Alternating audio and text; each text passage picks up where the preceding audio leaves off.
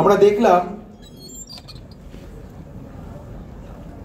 আমরা পরিষেবা বন্ধ করিনি, আমাদের সিনিয়র ডাক্তাররা পরিষেবা বন্ধ করেনি, বিনোদন জগৎ বিনোদন জগতের কাজকর্ম সব চলছে। হঠাৎ করে একটা ফুটবল খেলাকে বন্ধ করা নিয়ে কর্তৃপক্ষ খুব নড়ে চড়ে বসলো। কর্তৃপক্ষ ভয় পেয়ে গেছেন যে ফুটবল খেলার মাঠে বোধহয় এমন কিছু স্লোগান হবে যেটা কর্তৃপক্ষের জন্য খুব একটা সুখকর হবে না।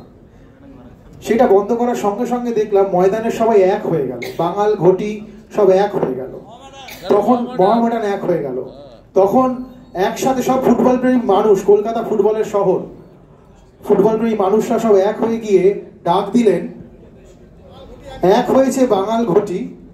বাকিটা আপনারা বলুন। এক হয়েছে বাঙাল ঘটি, এক হয়েছে বাঙাল ঘটি।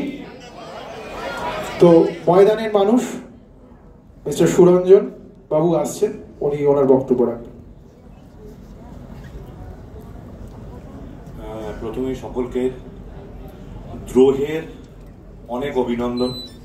এতদিন ধরে যে সংগ্রামটা চলছে সেটা স্থিমিত হতে দেওয়া যাবে না।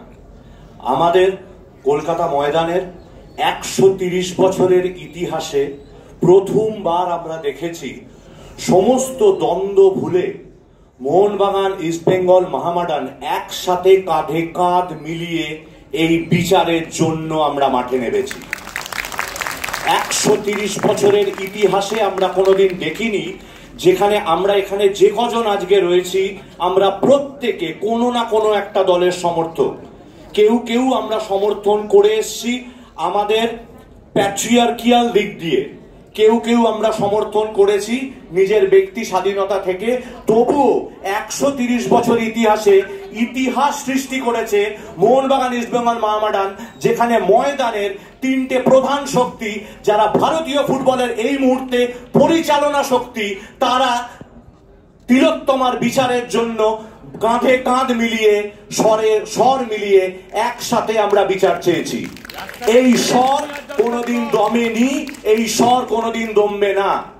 আমরা যেদিনকে আমাদের ডার্বি ক্যান্সেল করা হলো, বলা হলো যে প্রশাসনিক অতটা সাপোর্ট দিতে পারবে না, তাই জন্য ডার্বি ক্যান্সেল হলো।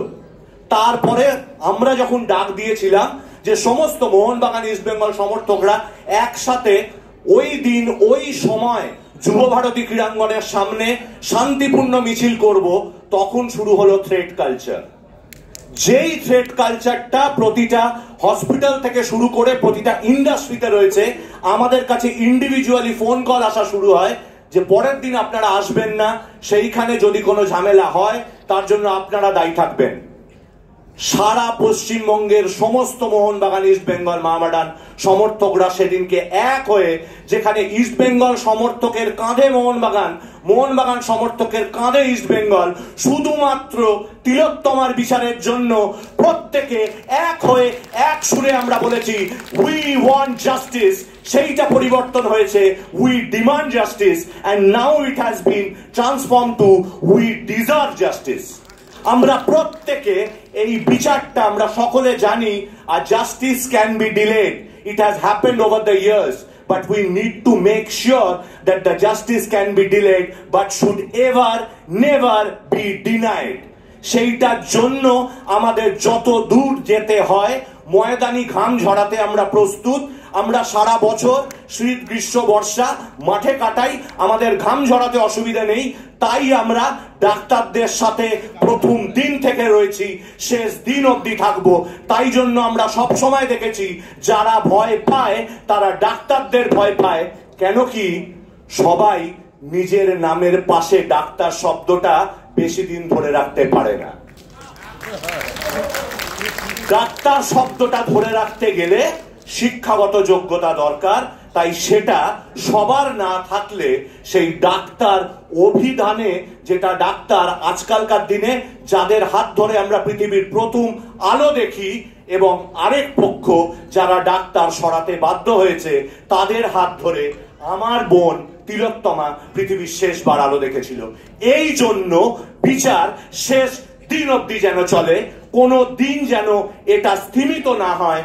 একসাথে সবাই এক সুরে বলবো, we want, we demand, and last but not the least, we deserve. ধন্যবাদ সকলকে। দ্রোহে থাকবো, বিদ্রোহে থাকবো। শেষে একটাই লাইন বলবো, চারিদিকে দুর্গোৎসবের আয়োজন করছে সবাই, তবে চারিদিকে আলো জ্বলবে। শেষে একটাই লাইন বলবো, দীপ ছিল, শিখা ছিল, শুধু তুমি ছিলে না বলে আলো জ্বললো না।